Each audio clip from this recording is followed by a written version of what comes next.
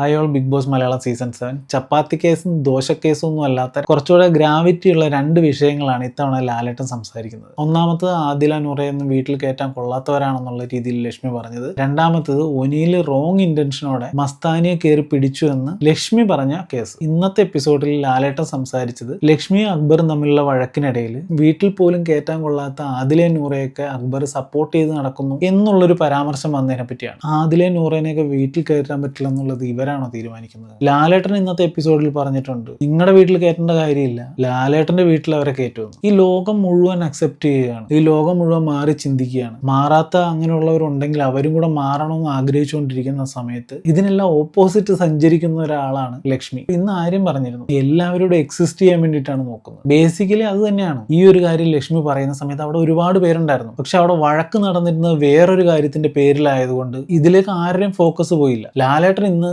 ലക്ഷ്മിയോട് ചോദിച്ചിട്ട് ഈ ഒരു വീഡിയോ പ്ലേ ചെയ്ത് കൊടുത്തപ്പോഴാണ് ഇവരെല്ലാവരും ഇത് ശരിക്കൊന്ന് കേൾക്കുന്നത്. പിന്നെ ഈ ലക്ഷ്മിയും മസ്താനിയൊക്കെ പറയുന്നത് ഇവർ ഈ ലെസ്ബിയൻ കപ്പിൾ റിലേഷൻഷിപ്പിനെ നോർമലൈസ് ചെയ്യുന്നതിനോട് യോജിക്കുന്നില്ലെന്നാണ്. ഇവർ യോജിച്ചാലും ഇല്ലേലും മറ്റുള്ളവർ എങ്ങനെ ജീവിക്കുന്നു എന്നുള്ളതും അവരുടെ ജീവിതത്തിലൊന്നും ഇവരിടപെടേണ്ട യാതൊരു കാര്യമില്ല. ഇവരുടെ യോജിപ്പ് കിട്ടിയിട്ട് വേണം അവർക്ക് ജീവിക്കാൻ. ഇതുപോലുള്ള എന്തെങ്കിലും അവസരങ്ങൾ വരുമ്പോൾ അവരെ ഇതിനകത്തേക്ക് വലിച്ചിട്ടിട്ട് ഇവരാളാവാൻ നോക്കുന്നത് എന്തിനാണ്?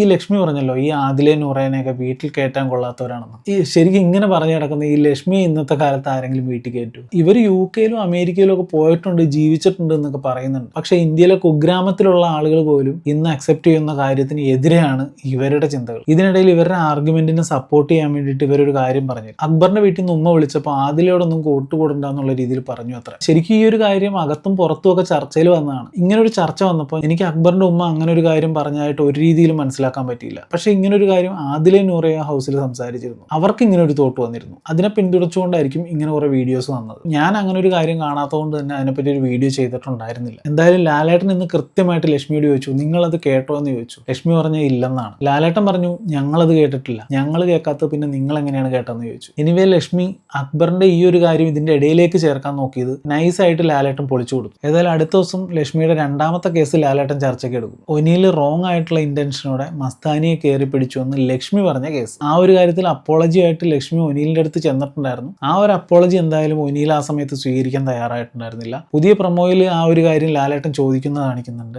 ലക്ഷ്മി എല്ലാ പുരുഷന്മാരോടും സോറി പറയണം എന്നുള്ള രീതിയിലാണ് ഒനിയിൽ അതിനകത്ത് പറഞ്ഞിരിക്കുന്നത്. ലക്ഷ്മി അതിനകത്ത് സോറി പറയാനുള്ള സാധ്യത ഉണ്ട്. ഇനി പുരുഷന്മാരോടെന്നുള്ള വാക്കൊക്കെ അവിടെ വന്നതുകൊണ്ട് വല്ല ഈഗോ അടിക്കുമോ എന്നുള്ളത് അറിയില്ല. ഇതിനു മുമ്പുണ്ടായിരുന്ന പകല് മുഴുവൻ ലക്ഷ്മി ആ ഹൗസിലുള്ള ഓരോരുത്തരെയും വിളിച്ച് കഴിഞ്ഞ ദിവസം ഉണ്ടായ കാര്യം തെറ്റുപറ്റിപ്പോയതാണ് എന്നുള്ള രീതിയിൽ സംസാരിക്കുന്നുണ്ടായിരുന്നു. അതെല്ലാം ജെനുവിൻ ആയിട്ടാണെന്നുണ്ടെങ്കിൽ ഒരുപക്ഷെ സോറി പറഞ്ഞേക്കാം. അപ്പൊ ഇത്രയൊക്കെയാണ് മൊത്തത്തിലുള്ള വിശേഷങ്ങൾ. ബാക്കി